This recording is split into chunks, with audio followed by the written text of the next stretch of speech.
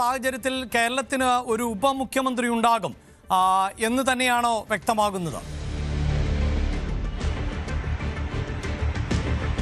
അതിൽ ഉപമുഖ്യമന്ത്രി എന്നതല്ല ആ ഡെപ്യൂട്ടി CLP ലീഡർ എന്നതുകൊണ്ട് ഉദ്ദേശിക്കുന്നത് അതൊരു തന്ത്രപ്രധാനമായ വകുപ്പ് നൽകിക്കൊണ്ട് പ്രശ്നം സെറ്റിൽ ചെയ്യുന്നതിനുള്ളൊരു ഫോർമുലയാണ് എന്ന സൂചനകളാണ് ലഭിക്കുന്നത്. ഉപമുഖ്യമന്ത്രി ഉണ്ടായേക്കില്ല എന്ന് തന്നെയാണ് പറയുന്നത്. പക്ഷേ ഡെപ്യൂട്ടി CLP ലീഡർ എന്നതുകൊണ്ട് ഉദ്ദേശിക്കുന്നത് മന്ത്രിസഭയിലെ തന്ത്രപ്രധാനമായ വകുപ്പ് നൽകി രണ്ടാമനാക്കുക ഇതായിരിക്കാം. അങ്ങനെ ഒരു ഫോർമുലയ്ക്കാണ് സാധ്യതയെന്ന വിവരമാണ് ലഭിക്കുന്നത്. അങ്ങനെയെങ്കിൽ അതിനോട് ഈ നേതാക്കൾ എങ്ങനെ പ്രതികരിക്കുമെന്നതാണ് ശ്രദ്ധേയമായിട്ടുള്ള കാര്യം. അതോടൊപ്പം സംസ്ഥാനത്ത് നിന്ന് ചർച്ചയ്ക്ക് വേണ്ടി ഡൽഹിയിലേക്ക് എത്തുന്ന മുതിർന്ന നേതാക്കളെ കൂടി ഈ സാഹചര്യം പറഞ്ഞ് ബോധ്യപ്പെടുത്തി ഇപ്പോഴെടുക്കുന്ന തീരുമാനം, ഹൈക്കമാൻഡ് എടുക്കുന്ന തീരുമാനം ഏകപക്ഷീയമായ തീരുമാനമല്ല, എല്ലാ നേതാക്കളുടെയും പിന്തുണയോടെ എടുക്കുന്ന തീരുമാനമാണ് എന്ന് ബോധ്യപ്പെടുത്താനുള്ള നീക്കമുണ്ടാകും. ഏറ്റവും പ്രധാനപ്പെട്ട കാര്യം ലീഗും കേരള കോൺഗ്രസ് ജോസഫ് വിഭാഗവും ഉൾപ്പെടെയുള്ള മുന്നണിയിലെ പ്രധാനപ്പെട്ട ഘടകകക്ഷികളുടെ പിന്തുണ കൂടി ഹൈക്കമാൻഡിന്റെ തീരുമാനത്തിന് ഉറപ്പിക്കേണ്ടതുണ്ട്. അതുകൊണ്ട് തന്നെ അതാണല്ലോ അപ്പോൾ ഡാൻ ഈ സൂചിപ്പിക്കുന്ന പോലെ ഒരു പ്രധാനപ്പെട്ട വകുപ്പ് നൽകുക എന്ന് പറയുമ്പോൾ നമുക്കറിയാം ഇപ്പോൾ തന്നെ പലപ്പോഴും മുഖ്യമന്ത്രി എന്നതിന് ശേഷം പിന്നീട് ഏറ്റവും പ്രധാനപ്പെട്ട വകുപ്പുകൾ എന്നത് അത് ആഭ്യന്തര വകുപ്പ്, റവന്യൂ വകുപ്പ്, വ്യവസായം, അങ്ങനെ ധനകാര്യം, ഇതൊക്കെയാണല്ലോ പ്രധാനപ്പെട്ട വകുപ്പുകൾ, പവർഫുള്ളായ വകുപ്പുകൾ എന്ന നിലയിലേക്ക് പൊതുവിൽ വിലയിരുത്തപ്പെടുന്നത്. ആഭ്യന്തര വകുപ്പ് അല്ലെങ്കിൽ ധനവകുപ്പൊക്കെ പ്രധാനപ്പെട്ട വകുപ്പുകളായി ഒരു പക്ഷേ കോൺഗ്രസിലെ തന്നെ ആളുകൾക്ക് ലഭിക്കാമെങ്കിൽ പോലും ഇത്തവണ ലീഗിനെ സംബന്ധിച്ചിടത്തോളം ലീഗിനും പ്രധാനപ്പെട്ട വകുപ്പ് ആവശ്യപ്പെടാൻ സാധിക്കും. കാരണം തുടർച്ചയായി അവർ UDF-നോടൊപ്പം നിൽക്കുന്നു, കോൺഗ്രസിനോടൊപ്പം നിൽക്കുന്നു. ഏറ്റവും മികച്ച ഒരു പ്രകടനം തന്നെയാണ് ലീഗും നടത്തിയിട്ടുള്ളത്. അപ്പോൾ സ്വാഭാവികമായും അവർക്കൊരു ക്ലെയിം ഉണ്ടാകാം മന്ത്രിസഭാ രൂപീകരണത്തിൽ. അവരെ കൃത്യമായി ബോധിപ്പിച്ചുകൊണ്ട് മാത്രമല്ലേ ഇങ്ങനെ ഒരു ഫോർമുല ഉരുത്തിരിഞ്ഞാൽ പോലും അത് നടപ്പിലാക്കുക എന്നത് കോൺഗ്രസിന് സാധ്യമാകും.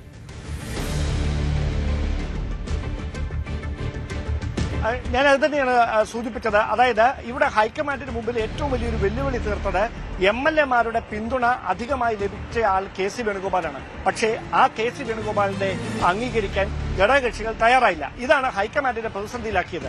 ആ ഒരു പശ്ചാത്തലത്തിലാണ് ആ ഘടകകക്ഷികൾക്കും MLA-മാർക്കും ഒരുപോലെ സ്വീകാര്യതയുള്ള മറ്റൊരു മുഖത്തെ മുഖ്യമന്ത്രി പദത്തിലേക്ക് എത്തിക്കാനുള്ള ചർച്ചകൾ ഹൈക്കമാൻഡ് വൃത്തങ്ങളിൽ സജീവമായത്. അതിൽ ഒരു പരിധിവരെ അവർ വിജയിച്ചു കഴിഞ്ഞു എന്നുള്ള വിവരങ്ങളാണ് ലഭിക്കുന്നത്. അതുകൊണ്ട് തന്നെയാണ് അടിയന്തരമായി ഈ പ്രധാനപ്പെട്ട നേതാക്കളോട് ഡൽഹിയിൽ എത്താനുള്ള നിർദ്ദേശം നൽകിയത്. കാരണം പ്രധാനമന്ത്രി നരേന്ദ്രമോദി തന്നെ കേരളത്തിൽ മുഖ്യമന്ത്രിയെ തെരഞ്ഞെടുക്കാൻ കഴിയാത്തതിൽ പരിഹാസമുന്നയിച്ചുകൊണ്ട് ഓരോ വർഷത്തേക്കെന്നാൽ ഓരോ മുഖ്യമന്ത്രിമാരെ നിയോഗിക്കുമെന്ന പരിഹാസ രൂപേണയുള്ള പരാമർശങ്ങൾ നടത്തി ദേശീയ തലത്തിൽ അത് വലിയ തരത്തിൽ ചർച്ചയായി മാറിയിരിക്കുന്ന ഒരു സാഹചര്യമുണ്ട്. അങ്ങനെ ഒരു പശ്ചാത്തലത്തിൽ ഈ തീരുമാനം വൈകിച്ചുകൊണ്ട് മുമ്പോട്ട് പോകാൻ കഴിയില്ല. പക്ഷേ പ്രഖ്യാപിക്കുന്ന തീരുമാനത്തിനെതിരെ വലിയ തരത്തിൽ പ്രതിഷേധങ്ങൾ ഉണ്ടായാൽ അത് തടയിടുക എന്ന ലക്ഷ്യം കൂടി ഹൈക്കമാൻഡിനുണ്ടായിരുന്നു. അങ്ങനെ ഒരു പശ്ചാത്തലത്തിലാണ് ഈ സമയത്ത് നയപരമായ രീതിയിൽ ഈ പ്രശ്നം പരിഹരിക്കുന്നതിന് വേണ്ടി ഒരു ഫോർമുല തയ്യാറാക്കിയിരിക്കുന്നത്. ആ ഫോർമുല ചർച്ച ചെയ്യുന്നതിന് വേണ്ടിയാണ് മുതിർന്ന നേതാക്കളെ കൂടി ഡൽഹിയിലേക്ക് വിളിപ്പിക്കുന്നതെന്നാണ് നമുക്ക് ലഭിക്കുന്ന സൂചന. തീർച്ചയായും ഡാൻ ഒന്ന് തുടരുക. അതായത് ഡൽഹിയിലേക്ക് വിളിപ്പിക്കുമ്പോൾ M. ഹസൻ ഉൾപ്പെടെയുള്ളവർ പറഞ്ഞത് ഡൽഹിയിലേക്ക് വിളിപ്പിച്ചത് ചർച്ചയ്ക്കാണോ കൂടിക്കാഴ്ചയ്ക്കാണോ എന്ന് അറിയില്ല എന്നതായിരുന്നു. ദീപാദാസ് മുൻഷിയാണ് വിളിപ്പിച്ചത് എന്നുമായിരുന്നു ഹസന്റെ പ്രതികരണം. അതൊന്നും എനിക്കറിയില്ല. ഡൽഹിയിൽ എത്തണമെന്ന് ദീപാദാസ് മുൻഷി അറിയിച്ചു. I am going to Delhi. ഒന്നും പറയാൻ എന്നെ കൊണ്ട് പറ്റില്ലല്ലോ.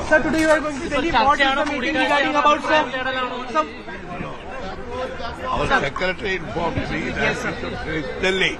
I am going to Delhi.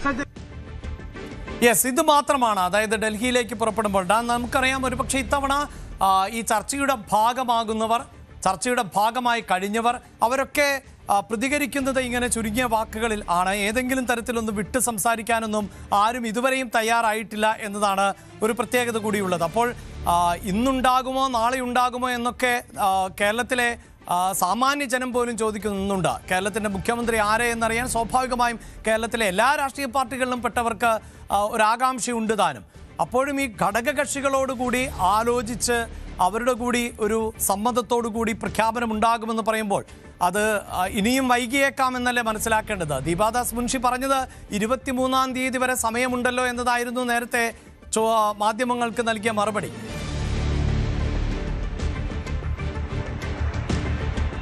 അങ്ങനെ വൈകില്ല. ഇന്ന് വൈകിട്ടോ നാളെയോ പ്രഖ്യാപനം ഉണ്ടാകുമെന്ന കാര്യം ഉറപ്പാണ്. കാരണം ഹൈക്കമാൻഡ് ഇക്കാര്യത്തിൽ ഒരു ഫോർമുല തയ്യാറാക്കിയിട്ടുണ്ട്. ആ ഫോർമുല സംസ്ഥാനത്തെ മുതിർന്ന നേതാക്കളെയും ഘടകകക്ഷി നേതാക്കളെയും ബോധ്യപ്പെടുത്തുക എന്നൊരു നീക്കം മാത്രമാണ് ബാക്കിയാകുന്നത്. മറ്റ് കാര്യങ്ങളൊക്കെ ഏറെക്കുറെ പൂർത്തിയായി കഴിഞ്ഞു. മല്ലികാർജ്ജുന ഖാർഗെയ്ക്ക് തനിച്ച് തീരുമാനമെടുക്കുന്നതിൽ ഒരു പ്രതിസന്ധി നേരിട്ട ഘട്ടത്തിലാണ് കോൺഗ്രസിന്റെ എല്ലാ കാലത്തെയും സൊല്യൂഷൻ ഫൈൻഡറായിട്ടുള്ള സോണിയാഗാന്ധി കരികിലേക്ക് പ്രശ്നം എത്തുന്നത്. സോണിയാഗാന്ധിയാണ് ഈ വിഷയത്തിൽ നിർണായകമായൊരു നിലപാടെടുത്തിരിക്കുന്നത്. അവിടെ AK ആന്റണിയുടെ അഭിപ്രായം കൂടി തേടിയ ശേഷമാണ് സോണിയ ഇങ്ങനെ ഒരു നിലപാടിലേക്ക് എത്തിയിരിക്കുന്നത്. ആ തീരുമാനം സോണിയാഗാന്ധി മല്ലികാർജ്ജുന ഖാർഗെയെ അറിയിച്ചിട്ടുമുണ്ട്. അങ്ങനെയെങ്കിൽ പ്രഖ്യാപനമാണ് ഇനി ബാക്കിയുള്ളത് എന്നാണ് നമുക്ക് മനസ്സിലാക്കാൻ കഴിയുന്നത്. ഇന്ന് വൈകിട്ടോ നാളെയോ തന്നെ പ്രഖ്യാപനം ഉണ്ടായേക്കാം. അതിനു മുന്നോടിയായി സംസ്ഥാനത്തെ മുതിർന്ന നേതാക്കളുമായി കൂടിയാലോചന നടത്തിയതിനു ശേഷം ഘടകകക്ഷി നേതാക്കളെ ഫോണിൽ ബന്ധപ്പെടും. ഫോണിൽ ബന്ധപ്പെട്ട ഈ തീരുമാനം അറിയിക്കും. അതിൽ അവരുടെ പ്രതികരണം എന്താണ്, അവർക്ക് കൂടി സ്വീകാര്യതയുള്ള ഒരു മുഖമാണോ ആ സ്ഥാനത്തേക്ക് എത്തുന്നത് എന്ന കാര്യം മാത്രമാണ് ഇനി ഒരു ആകാംക്ഷയായി നിലനിൽക്കുന്നത്. അങ്ങനെ ഈ പ്രശ്നം പരിഹരിക്കാനുള്ള ഒരു നീക്കമാണ് ഇപ്പോൾ ഹൈക്കമാൻഡിന്റെ ഭാഗത്ത് നിന്ന് ഉരുത്തിരിഞ്ഞിരിക്കുന്നത്. യെസ്, അതായത് ഹൈക്കമാൻഡിനെ സംബന്ധിച്ചിടത്തോളം കേരളത്തിന്റെ മുഖ്യമന്ത്രി ആരെ എന്നത് സംബന്ധിച്ച് ഒരു ധാരണയിലേക്ക് എത്തിയിട്ടുണ്ട്. പക്ഷേ ആ ധാരണയോടൊപ്പം മറ്റു ഫോർമുലകൾ, അതായത് നമുക്കറിയാം 3 പേരുകൾ ആണ് ഇപ്പോൾ സജീവമായി മുന്നിൽ ഉണ്ടായിരുന്നത്. അതിൽ KC വേണുഗോപാൽ, രമേശ് ചെന്നിത്തല, VD സതീശൻ. ഇതിൽ ആര് മുഖ്യമന്ത്രി സ്ഥാനത്തേക്ക് എത്തുമ്പോഴും മറ്റു 2 പേർ, അതിൽ KC വേണുഗോപാൽ കേരളത്തിലേക്ക് എത്തുന്നില്ല എങ്കിൽ മറ്റൊരാൾ, ഇതാണ് ഇപ്പോഴത്തെ സാഹചര്യം. ആ ഒരാൾക്ക് അല്ലെങ്കിൽ 2 പേർക്ക് എന്ത് പദവി നൽകുന്നു, എങ്ങനെയാണ് ഒരു ഫോർമുല ഉരുത്തിരിഞ്ഞു വന്നിട്ടുള്ളത്, അതാണ് ഇനി അറിയേണ്ടത്. അങ്ങനെ ഒരു ഫോർമുലയുമായി ബന്ധപ്പെട്ട വിഷയങ്ങൾ ചർച്ച ചെയ്യുകയാണ് ഈ മുതിർന്ന നേതാക്കളും മുൻ അധ്യക്ഷന്മാരുമായി ഹൈക്കമാൻഡ് ചെയ്യുന്നത്. ഒപ്പം ഘടകകക്ഷികളോടടക്കം ഈ വിഷയത്തിൽ ആശയവിനിമയം നടത്തും എന്നുള്ളതാണ് വിവരം.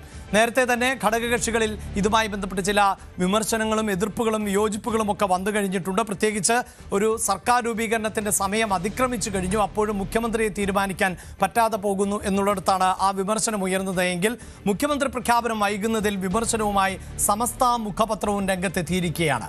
ജനവിധിയെ അപഹസിക്കരുത് എന്നാണ് വിമർശനം. മുഖ്യമന്ത്രി സ്ഥാനത്തിന് വേണ്ടിയുള്ള വടംവലി ജനങ്ങളോടുള്ള മര്യാദയില്ലായ്മയാണ്, നേതൃത്വത്തെ സമ്മർദ്ദത്തിലാക്കുന്നത് ആശ്വാസ്യമല്ല എന്നും വിമർശനം ഉണ്ട്.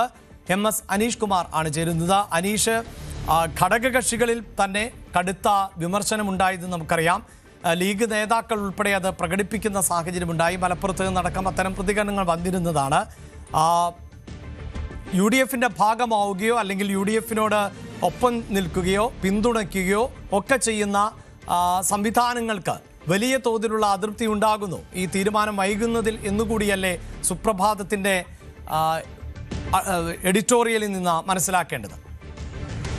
തീർച്ചയായും ഒരു കാലത്ത് UDF സംവിധാനങ്ങളുമായി ഏതാണ്ട് ഒരു അകൽച്ചയിലേക്ക് പോയ പ്രസ്ഥാനമായിരുന്നു സമസ്ത. എന്നാൽ പിന്നീട് ലീഗുമായുള്ള ചർച്ചകളൊക്കെ നടത്തുകയും തെരഞ്ഞെടുപ്പ് കാലത്തടക്കം പൂർണ്ണ പിന്തുണ ഒരുപക്ഷെ UDFന് നൽകുകയും ചെയ്തു. എന്നാൽ ആ വലിയ ജയത്തിന് പിന്നാലെ പോലും ഒരു മുഖ്യമന്ത്രിയെ തിരഞ്ഞെടുക്കാൻ കഴിയാത്ത അവസ്ഥയിലേക്ക് കോൺഗ്രസ് മാറിയിരിക്കുന്ന സാഹചര്യത്തിലാണ് ഈ മുഖപ്രസംഗവുമായി ഇന്ന് സംസ്ഥയുടെ മുഖപത്രമായ സുപ്രഭാതം രംഗത്തെത്തിയിരിക്കുന്നത്. ജനാധിപത്യത്തിൽ യജമാനന്മാർ ജനങ്ങളാണെന്ന് തെരഞ്ഞെടുപ്പ് കാലത്ത് പറയുന്ന പാർട്ടികൾ പിന്നീട് പദവിയിലേക്ക് പ്രതിഷ്ഠിക്കപ്പെട്ടാൽ ജനങ്ങൾ തങ്ങളുടെ അടിമകളാണെന്ന മനോഭാവം വെച്ച് പുലർത്തുന്നു. അത്തരമൊരു മനോഭാവമുള്ള പാർട്ടിയാണ്, അല്ലെങ്കിൽ അത്തരം മനോഭാവത്തിൽ യാതൊരു മാറ്റവും കോൺഗ്രസിനും ഇല്ല എന്ന് തെളിയിക്കുന്നതാണ് പിന്നിട്ട ദിവസങ്ങൾ എന്ന് അവർ പറയുന്നു.